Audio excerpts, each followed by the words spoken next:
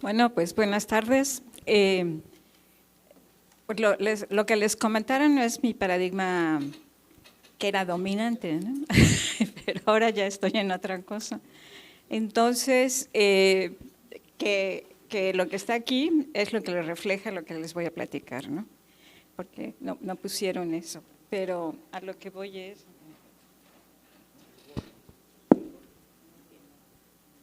Bien. La ecología política es una forma de pensamiento que privilegia la reflexión sobre los datos, ¿no? O sea, no es una ciencia dura, ¿no? Vamos a decirlo, que necesito datos para sacar cosas, sino más bien se basa en las reflexiones que tenemos, primero como vivencia, si vamos a una comunidad y el trabajo que nos costó platicar, qué cosas entendimos, qué cosas aprendimos de todas esas culturas, esas poblaciones, esas familias. Y luego, ya cuando hacemos esa reflexión, podemos empezar a integrarnos a esas comunidades para hacer el trabajo, las cosas que nos solicitan a solucionar los objetivos por los que fuimos ahí, ¿no? Entonces, la ecología política, como lo dice su palabra, no tiene que ver con política, sino tiene que ver con precisamente la idea de la política, palabra como forma de vinculación, de respeto mutuo hasta que se establecen las relaciones consensadas entre las personas que se están conociendo, ¿no? Entonces tenemos que, se crea ese ambiente, por eso la palabra ecología, ¿no? Un ambiente donde nos conocemos primero, nos respetamos y ya podemos establecer las siguientes relaciones. La política nos dice qué relaciones y en qué nos vamos a basar en esas relaciones en función de lo que ya nos entendimos, cuáles son nuestros límites sociales, ¿no? Nuestros límites personales de convivencia, ¿no? Para lo que sigue. Y en este caso lo aplico a las redes agroalimentarias. He trabajado en las redes agroalimentarias desde, no sé, unos 15 o 20 años.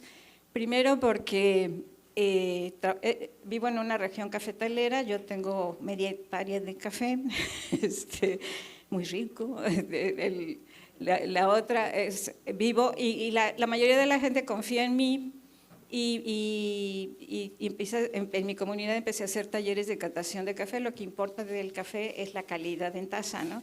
No es los rendimientos en el campo, no es nada, sino es la calidad en taza, las variedades que pagan más y todo. Y como trabajo en el centro regional, ahí hay todo para procesar el café, hay laboratorio de catación, hay todo. Entonces, lo primero que hago cuando hacemos estas redes, digo, antes de hacer las redes con los que hablo, tenemos que determinar quiénes tienen café. Lo normal que hago es que pido que todos me lleven ahí a mi trabajo, lleven muestras de su mejor planta, de sus mejores plantas. ¿Cuáles ellos saben que son las mejores? Que rinden más, que saben más rico, y todos saben, ¿no?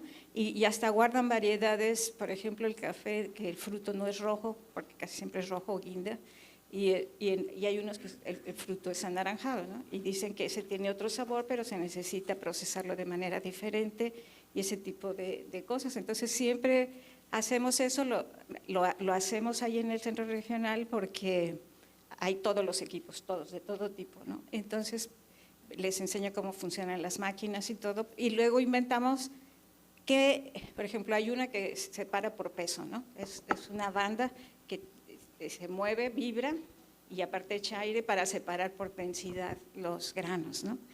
Entonces digo, pues nunca van a tener una de esas, ¿no? Entonces ellos promovieron hacer sus zarandas así con sus 4 palos y su malla y ellos zarandearla y ir separándola.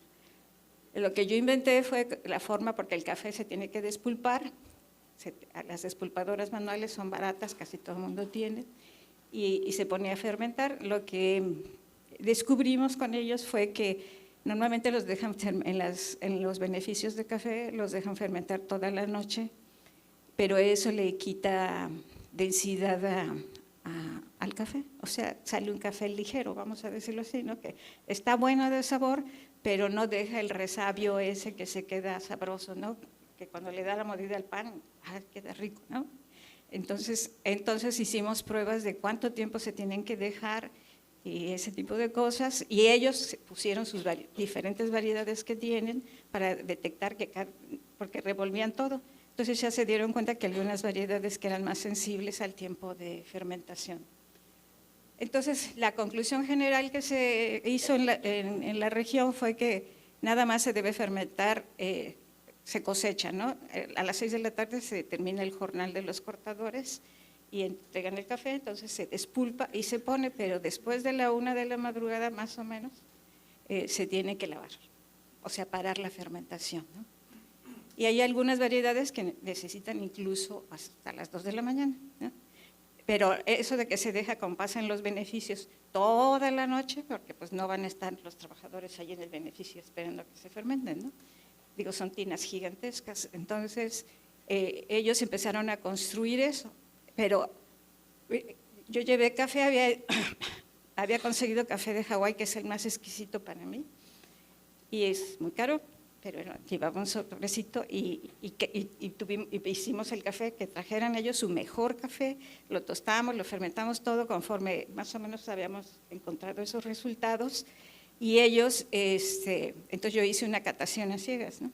Entonces ya hice los cafés y tenían que apuntar cuál les había gustado más, ¿no? Entonces ellos lo olían y los que creían, este es el mío, ¿no? Lo probaban, ¿no? Luego probaban otro. Ay, no, no es el mío, este está mejor, ¿no? Y total que nunca supieron cuál era, ¿no? Y el último, el que ganó, era el que decían, es que este café hizo trampa. O sea, está pesado, se sabe a café, pero no está amargo, ¿no? Y ese era un café de Hawái, el más caro del mundo, ¿no? Entonces aprendieron que es calidad, ¿no? Y entonces dijeron, bueno, entonces, ¿cómo se logra esto?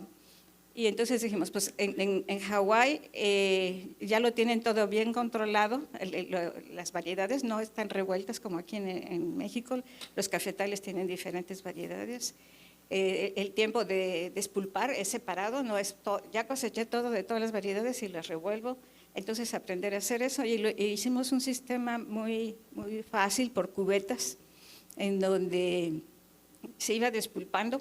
Ajá, porque llenan sacos grandes, pero ahora le pusimos sacos pequeños, como de 10 kilos, y ponerlos para ponerlos en cubetas. Bueno, ya lo aprendimos a hacer, todo está perfecto, lo catamos, yo según es una maravilla, y lo mandamos a la Santa Cruz Roaster Company. ¿Dónde está Glis? Aquí no lo veía. Y les dimos la prueba y nos dijeron que sí, que les mandáramos medio contenedor. No teníamos medio contenedor, o sea, 20 sacos, ¿no? Y luego cuando vimos los precios de mandarlo y los impuestos no, pues no lo pudimos mandar, ¿no? Entonces ya yo llevé una vez 10 kilos y se los dejé ahí. Y todavía me mandan que si algún día vamos a poder mandar, ¿no? Y a lo que voy, que esto implicó, o sea, no podíamos competir con los grandes hacendados que hay allá en la región, pero sí podíamos competir por calidad, ¿no? Porque casi todos esos es mucho una variedad y es la variedad que más se comercializa en México, que sí pueden llenar contenedores y ese tipo de cosas. Y esta no, era gourmet. Entonces lo que logramos fue que, primero, tuvieran conciencia de que el café no nada más es un producto que cosecho y vendo, como lo venían haciendo, como cosechar limones o naranjas o lo que fuera, sino es un producto que ellos le pueden añadir valor y que tienen que estarlo observando. Después de como 3 o 4 meses, pasó un año y después, no en la cosecha, pero ya la más madura, porque esta como era inicial, dije, pues vamos a empezar a cosechar nada más lo maduro, pero se quedaban otras. Pero en esta ya nos fuimos al centro de la cosecha. Y sí pudimos, junto con los de Vida C, mandar un medio contenedor a España, ¿no? Y sí se los pagaron muy bien, pero en ese momento cayó la roya del café y ya no se pudo cumplir con el contrato, ¿no? Porque la roya del café pues no hubo cosecha, ¿no? Ajá. Entonces esos son los problemas. Entonces eso de la roya del café, pues ya vimos, se tuvo que tumbar todo el cafetal y ponerlo con ¿cómo se llama? con injerto para que no entre por las raíces, ¿no? Entonces ha sido un camino largo. La gente perdió el interés ya de juntarse y exportar y todo, básicamente porque casi todos los hijos, hombres, jóvenes, pues se fueron a trabajar a Estados Unidos, ¿no? Entonces, cuando les comento todos estos incidentes, eso es lo que yo llamo ecología política, ¿sí? O sea, hay un montón de procesos sociales, económicos, culturales, ambientales, que si no coinciden todos, los proyectos no funcionan, los esfuerzos no triunfan. Entonces, por eso cuando decimos ecología, ¿qué ambiente hay? ¿Verdad? Y polis, como a las comunidades para que las cosas funcionen, ¿no? Muchas veces, y todos son orgánicos y todo, ¿no? Es así. Casi allá no se usan fertilizantes porque son caros. Y no ven, el costo-beneficio no lo ven inmediatamente, ¿no? Porque muchas veces se produce mucho grano, pero no pesa, ¿no? Con los fertilizantes, porque los fertilizantes no alcanzan a llenar todos los granos, no, aumenta la producción, pero no llena el grano, ¿no? Entonces sale de mala calidad. Entonces estamos en eso, pero lo que sí surgió de eso, yo le muevo, ¿verdad? Lo que sí surgió, bueno, aquí lo pongo así, este análisis crítico que hicimos lo hicimos entre todos, ¿no? O sea, ellos tenían que decir, ¿por qué definitivamente ya no sigo? ¿Por qué sí estoy dispuesto a seguirles si pasa esto o esto? Si, no, pues yo sí estoy dispuesto a arriesgarle, tengo más hectáreas, unas las vendo acá, otras allá, otros no, pues yo nada más tengo esto. O otros dicen, no, pues yo tengo poquito, pues no, y si lo pierdo, pues no pierdo mucho, pero si gano, pues gano, ¿no? Entonces, ese tipo de condiciones es lo que se tratan de analizar como en el concepto de ecología política, ¿no? O sea, cómo son las relaciones sociales, cómo se toman los riesgos del comercio, de que no sea la calidad que se puede vender al precio que estamos esperando, de que nos mandemos las pruebas y nos digan que no es suficiente, la calidad, etcétera, ¿no? Entonces, ese tipo de condiciones se discuten en equipo.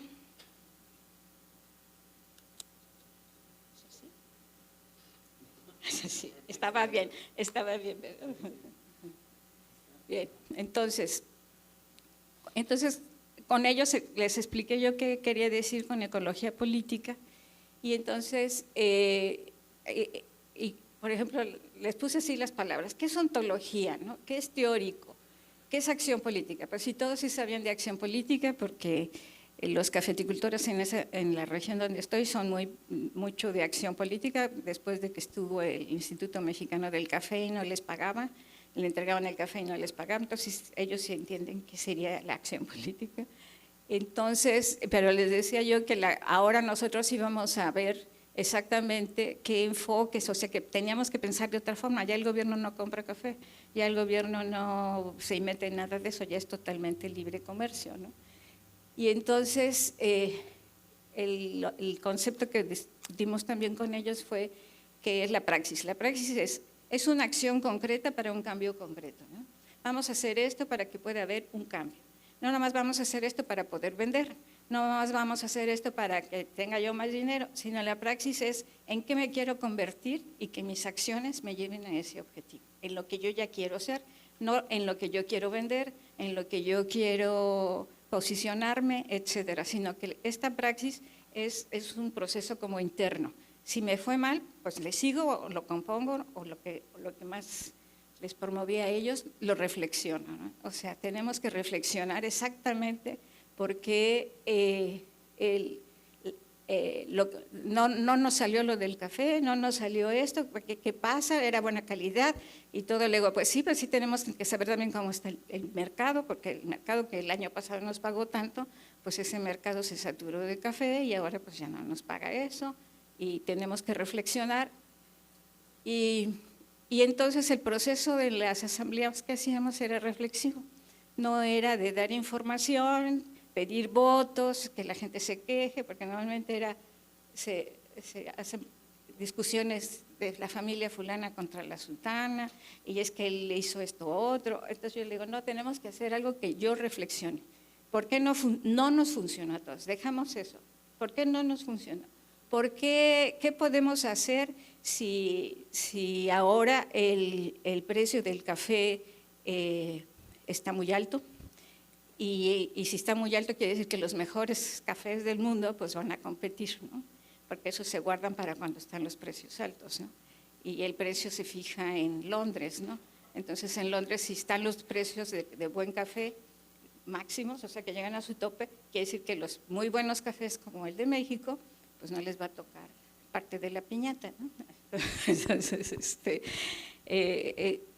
Entonces es lo que decimos, ¿cuál va a ser nuestra acción política entre nosotros?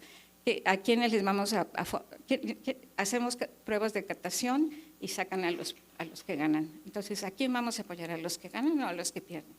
Pues a los que ganan, ¿no? ¿Por qué? Porque los que ganan, o sea, siguen siendo parte del grupo y se convierten como en líderes de dar consejos, de ayudarlos a supervisar, incluso de darles las variedades que ellos manejan.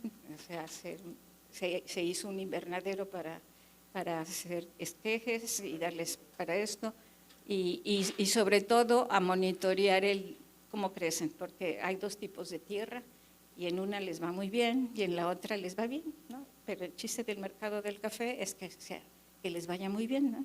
Si no, pues mejor no hacemos nada y nos seguimos igual. Están bien, es un buen café, se disfruta ese café, pero no puede competir en el mercado. Entonces, en esta perspectiva de la ecología política, lo considero yo un nuevo paradigma, porque involucra una teoría que ahora yo le llamo reflexión colectiva, o sea, ellos van a sacar sus teorías, sus propias explicaciones y van a realizar una práctica, ¿no? Pero como es su propia reflexión y ponen sus propios límites y las discuten y las reflexionamos todos juntos y todo eso, eso nos lleva a una práctica diferente, pero no es la práctica del café, es la práctica de cómo voy a ser como cafeticultor, ¿no? Hasta dónde quiero llegar. Yo no quiero hacer más, yo me conformo con lo de siempre, bueno, pues entonces es tu práctica. Los otros no, si nos juntamos, si buscamos, si le echamos ganas y si lo vamos a aprender. Los resultados. La otra cuestión era pues que caen heladas, ¿no? Así, por ejemplo, ahorita que cayó una helada. Entonces todo el café que no se cosecha, o sea, no hubo cosecha este año porque todo el café se quemó. O sea, los granos se quemaron, se secaron, ya no sirven, pues no, se perdieron las cosechas, ¿no? Entonces dijimos, vamos a buscar en dónde bueno, esto lo hice para un trabajo en Brasil, pero aplicaba acá. Entonces les expliqué a ellos que hay eventos, ellos dijeron, ¿a qué le temo más? Todo el año, ¿no? Y a lo que más le temen todo el año son dos, es a la seca, que haya sequía o que haya granizadas, ¿no? Entonces decía, bueno, entonces eso que tenemos son hechos, es un fenómeno sistémico, son hechos esporádicos que ocurren, van a acabar con todo y sí sabemos que va a pasar, pero no sabemos cuándo ni en dónde, ¿no? Entonces hicimos tablas con ellos de con cuánta frecuencia a sus cafetales les había caído. Para ir más rápido. Entonces tenemos lo cotidiano. Ajá. O sea, por ejemplo, no, pues quiero producir mucho café, le quito la sombra, porque el café con sombra es el buen café, y entonces les quito eso, y entonces si cae una helada les va mal, si está la seca les va mal, entonces van al mayor riesgo, ¿no? Entonces eso sería ¿qué prácticas cotidianas me pueden afectar? Las episódicas, que es lo que es, sabemos que va a haber una granizada, a fuerza hay una granizada al año, ¿no? Si es antes de que dé la flor, está bien. Mientras está la flor, más o menos. Pero si ya está el fruto, está muy mal porque lo quema, ¿no? Entonces, todos estos hechos ambientales, por ejemplo, el sistémico, son esporádicos, saben qué ocurren y se caen los árboles, matan las plantas, etcétera. Entonces, todos esos sí ocurren. Hicimos tablas de probabilidad de a cuáles les ocurre y entonces encontramos que, aquí está, ¿no? Entonces, bueno, ¿cómo vamos a manejar? Estas son las diferentes formas de que se produce café en Latinoamérica, ¿no? Entonces, tenemos que ver la escala espacial. ¿En dónde está mi cafetal? Junto a una montaña, detrás de una montaña, en la cúspide de la montaña, en un valle. ¿En dónde está? Tengo que entender qué riesgos corre, porque lo que tenemos que cuidar no es cuánto café, sino qué calidad de café quiero, ¿no? Entonces, ¿cómo lo voy a manejar? O sea, hicimos pruebas con sombra de un tipo, con otra sombra de otro tipo y todo, y ya sí tenemos los árboles que ayudan, que están le llamamos frontero y contrafrontero, donde amanece el sol es frontero y en donde atardece el sol es el contrafrontero, entonces el mejor es el contrafrontero, ¿no? Sí, porque en la mañana pues le toca todas las heladas de la mañana y no alcanza a calentar todo el sol, y en el otro lado ya le toca lo del mediodía y el calorcito y todo, entonces sale una mejor calidad de café, ¿no? Luego está cómo lo manejo, ¿no? Ahí es muy uniforme las formas de manejar, o sea, no hay tanta heterogeneidad como en la milpa o en otros lugares. Lo que sí es que siempre hay sombra, las sombras generalmente son árboles leguminosos y plátano, ¿sí? El plátano pues es una fuente de ingreso. Y entonces vemos las formas de medirlo. Entonces, por ejemplo, ellos hacen su mapa de las montañas y ponen dónde está su cafetal, y cuando llegan estudiamos la dinámica de las temperaturas, las lluvias y todo eso, si están en cañada, si están cuando sale el sol, cuando sale el otro, para que ellos también comprendieran, sí sabían, sí intuían todo eso, pero no lo podían explicar. Entonces, nada más lo que hicimos fue explicar con palabras para que pudieran comprender eso, ¿no? Entonces, luego vimos, esta es la dimensión espacial. Esto es la dimensión espacial, en donde se analiza el paisaje, el manejo de los agrosistemas de ese paisaje en una región, puede ser una comunidad, etcétera, pero teníamos que entender el manejo del paisaje porque en esta región hay ganado, hay caña de azúcar y hay cafetales, ¿no? Entonces teníamos que ver eso para ver si se iban a poder convertir algún día en el mercado internacional. Entonces vimos todos los efectos que podían tener estas formas de paisaje. Bueno, aquí están. Entonces decíamos, está la dimensión, cotidianamente, ¿qué puede pasar, no? Si hay una tragedia a nivel del paisaje, la escala social más afectada pues es la familia campesina, ¿no? Y esta está más afectada dependiendo de su nivel de marginación social, o sea que están en extrema pobreza o han migrado o algo así. Luego los eventos episódicos que son sé que va a pasar una helada, sé que va a pasar una sequía, sé todo eso, pero no sé cuándo ni dónde, si me va a tocar, si me va a ir mal, si no me va a afectar, etcétera, ¿no? Entonces, por eso le ponemos que es un evento episódico. Un sistémico es, por ejemplo, siempre hago una práctica que debilita mi cafeto, ¿no?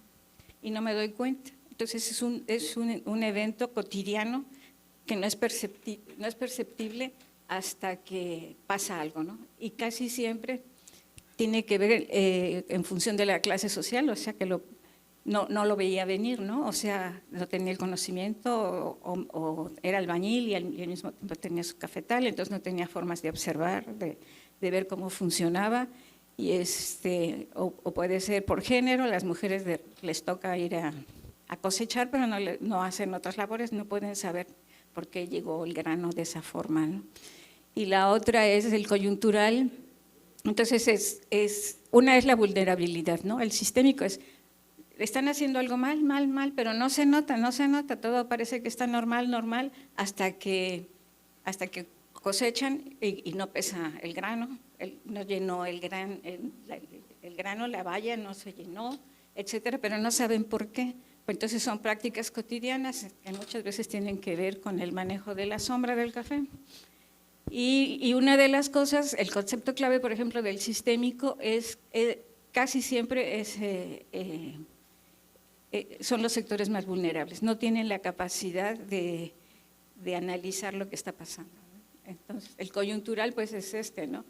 La dimensión espacial son las comunidades, la región y el país, entonces las cosas que pasen tanto a estas escalas político-económicas hace que la única forma de seguirlas y enfrentarlas es haciendo redes, ¿no? Si no puedo vender aquí, vendo en el otro lado, y si no, pues mando mi café con fulanito, con fulanita comunidad que tiene sus máquinas o lo que sea, aunque no gane tanto, pero ganó algo. Entonces a eso es lo que le llamamos coyuntural. Lo voy a hacer este año porque no tengo de otra, pero después pues ya me sigo igual, ¿no? Entonces, aquí vemos, estas son, las dos de arriba son de cafeticultores y esto es de un evento de género en la India, ¿no? En donde también hay café y bajaron los precios y las mujeres fueron las que a tirar el café a los gobiernos, ¿no? Para que vieran que estaban unidas, ¿no? Entonces vemos que tenemos que analizar, no solamente es analizar cuando yo voy y veo y pregunto, sino tengo que analizarlo a través del tiempo, o sea, a la escala cotidiana, qué pasa a diario, tengo que ir por decir una semana, luego otro tiempo, luego el episódico es la temporada de las granizadas, voy a ver qué pasa, me voy a estar en contacto.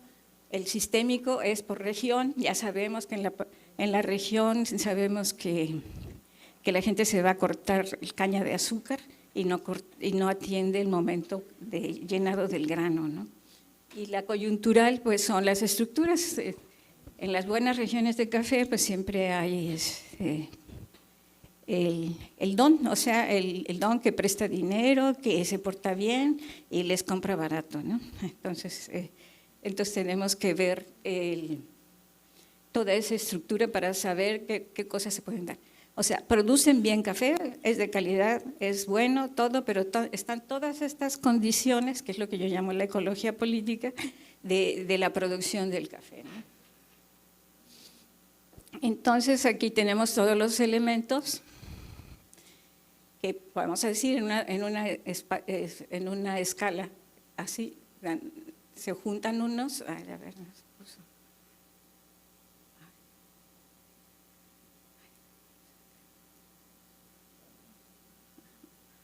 bueno, ya esto es lo cotidiano. Entonces, en la escala cotidiana, los elementos que normalmente se estudian científicamente pues son la erosión, la deforestación, la salinización, la pérdida de fertilidad, ¿no? Pero en la mayoría de los lugares esto la gente no lo percibe, y si uno le dice tu suelo le falta nitrógeno, pues pueden comprar nitrógeno y echárselo, o pueden decir, no, yo lo veo bien, ya lo he tenido así tanto tiempo y no pasa nada, ¿no? Por ejemplo.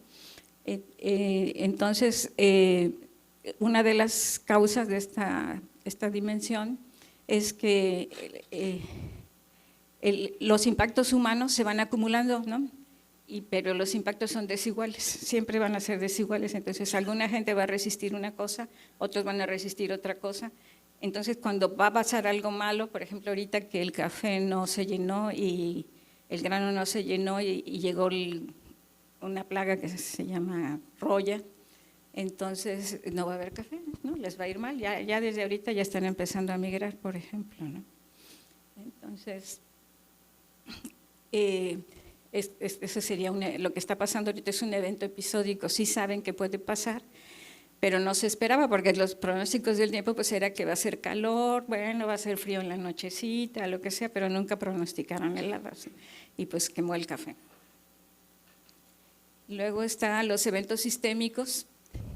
En el caso del café, el evento sistémico es el concepto clave es vulnerabilidad. O sea, son cosas que siempre pasan y tienen un carácter acumulativo. Entonces, es como estuve tomando, no sé, agua con residuos de antibióticos y me volví vulnerable a los antibióticos, me dio una infección, me dieron antibióticos y me morí, ¿no? Eso sería un evento estocástico, ¿no? O sea, la probabilidad de que me pase es rara, ¿no? ¿Y a quiénes va a afectar? Pues a los más vulnerables, ¿no? Donde están esas aguas contaminadas, que son las que se toman, que cocinan, que se bañan, etcétera, ¿no?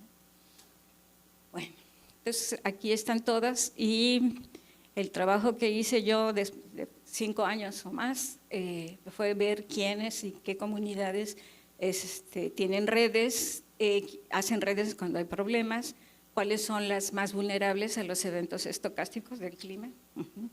Y por supuesto, los más afectados por la vida cotidiana son los que tienen alta marginación. Cualquier cosita que pase los afecta mucho. Las familias o grupos sociales, ellos pueden correr más riesgos porque hay redes de solidaridad, de apoyo, tú no te apures, al menos donde yo vivo, cuando pasa algo hacia alguna familia, todas las familias se cooperan y hasta que pasa la emergencia, les están mandando comida, suéteres, cobijas o lo que corresponda, ¿no?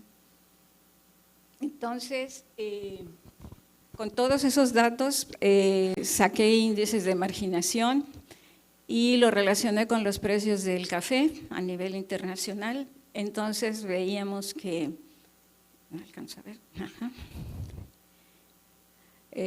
los precios del café se fijan en Londres, en la Bolsa de Valores de Londres, y siempre hay una apuesta. Antes de que se fije el precio, se hacen apuestas en la bolsa.